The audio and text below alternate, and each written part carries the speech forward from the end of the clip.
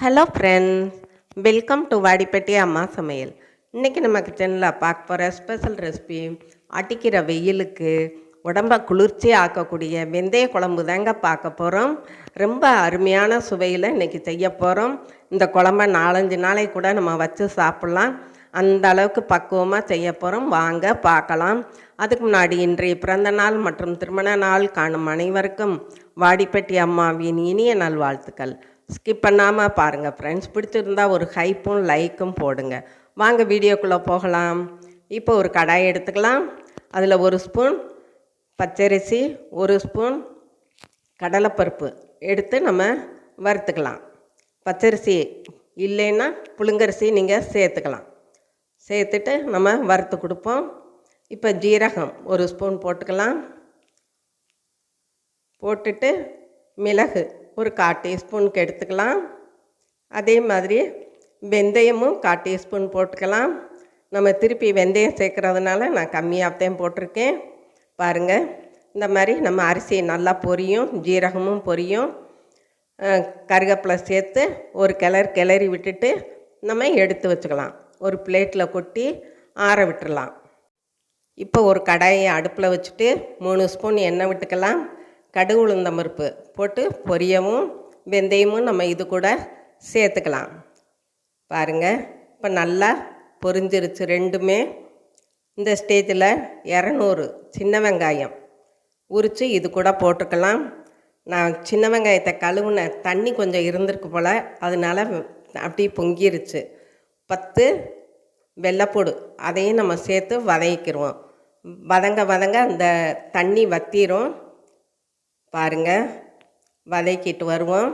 நல்லா வதங்கட்டும். இது பூரா தண்ணி தாங்க. இப்போ நல்லா வெங்காயம் செவக்க வதங்கிட்டுருக்கு. இப்போ ஓரளவுக்கு இந்த தண்ணியெல்லாம் வற்றிருச்சு. பாருங்கள், நான் ஊற்றின அந்த 3 ஸ்பூன் எண்ணெய் தான் இருக்குது. இப்போ பெருங்காயத்தூளும் கொஞ்சம் சேர்த்துக்கலாம். நல்லா கமகமன்னு இருக்கும். வெங்காயம் கொஞ்சம் செவந்து வர்ற அளவுக்கு நம்ம வதக்கினாத்தேன் குழம்பு டேஸ்ட்டாக இருக்கும். இப்போது குட்டி தக்காளி 2 தக்காளி பொடியாக நறுக்கி போட்டிருக்கேன்.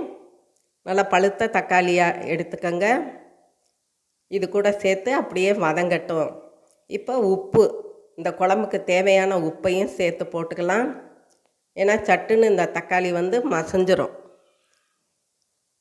பாருங்கள், இந்த ஸ்டேஜில் நம்ம 1 டீஸ்பூன் மஞ்சத்தூள், 1/2 ஸ்பூன் தனி மிளகாய்த்தூள், 1/2 ஸ்பூன் மல்லித்தூளும் சேர்த்துக்கலாம். இந்த வெந்தய குழம்பு கொஞ்சம் காரமாக இருக்கும், அதனால் நான் 1/2 ஸ்பூன் மல்லித்தூளும் 1/2 ஸ்பூன் தனி மிளகாய்த்தூளும் எடுத்துருக்கேங்க. இந்த எண்ணெயிலே அப்படியே வதக்கி விட்டுக்குருவோம். எண்ணெயில் வதக்கி நீங்கள் செஞ்சீங்கன்னா குழம்பு ரொம்ப அட்டகாசமாக இருக்குங்க. இப்போ ஒரு லெமன் சைஸுக்கு புளி கரைச்சி அதை ஊற்றிக்கலாம். நமக்கு குழம்பு தேவையான அளவுக்கு நம்ம இதெல்லாம் நம்ம புளி கரைச்சி விட்டுக்கிறணும். பாருங்கள், இப்போ நல்லா தளன்னு கொதிக்குது. அந்த பச்சை வாடை, மிளகாத்தூள், மல்லித்தூள் வாடையெல்லாம் போகணுங்க. அந்த அளவுக்கு கொதிக்கட்டும். இந்த குழம்பு நீங்கள் வச்சு ஒரு 4-5 நாளைக்கு வச்சுருந்தீங்கனாலும் கெட்டே போகாதுங்க, பக்குவமாக இருக்கும். இப்போ நம்ம அரைச்சிட்டு வந்தோம் இல்லையா, அரிசி, மிளகு, சீரகம், பருப்பு, வெந்தயம், அந்த பொடி நமக்கு குழம்புக்கு தேவையான அளவுக்கு நம்ம போட்டுக்கலாம். மிச்சத்தை நம்ம பத்திரப்படுத்தி வச்சோம்னா வேறு குழம்பு வைக்கையில், காரக்குழம்பு வைக்கையில் நம்ம சேர்த்துக்கலாம். பாருங்கள், இப்போ தண்ணி நல்லா வற்றிக்கிட்டு வருது. இப்படி தண்ணி வற்றி நல்லா ஒரு கூட்டாக வச்சாத்தேன் அந்த குழம்பு நமக்கு 4-5 நாளைக்கு இருக்கும். இப்போ கருவேப்பிலையும் போட்டுக்கலாம். ரொம்ப தண்ணியாக வச்சா சீக்கிரம் கெட்டு போகுங்க. இப்போ கடைசியில் ஒரு துண்டு வெல்லம் சேர்த்துக்கலாம். ஏன்னா அந்த வெல்லம் சேர்த்திங்கனாத்தே காரம், உப்பு, புளிப்பு, இனிப்பும் எல்லாமே சேர்ந்து ஒரு அட்டகாசமான ருசியை தரும். பாருங்கள், இப்போ நல்லா கிளறி கொடுத்துக்குருவோம். இப்போ நம்ம அடுப்பை ஆஃப் பண்ணிவிட்டு ஒரு பவுலுக்கு நம்ம மாற்றிக்கலாம். வெளியவே வச்சு இந்த குழம்ப நீங்கள் 2-3 நாளைக்கு யூஸ் பண்ணலாங்க. சுட வச்சு ஃப்ரிட்ஜுக்குள்ளே வச்சிங்கன்னா ஒரு 5-6 நாளைக்கு நீங்கள் சாப்பிடலாம், கெட்டே போகாதுங்க. ஏன்னா அப்படியே நல்லா தொக்கு மாதிரி நம்ம வெந்தய குழம்ப சேர்த்துருக்கோம் இல்லையா, இந்த குழம்பு உடம்புக்கு ரொம்ப ரொம்ப குளிர்ச்சி.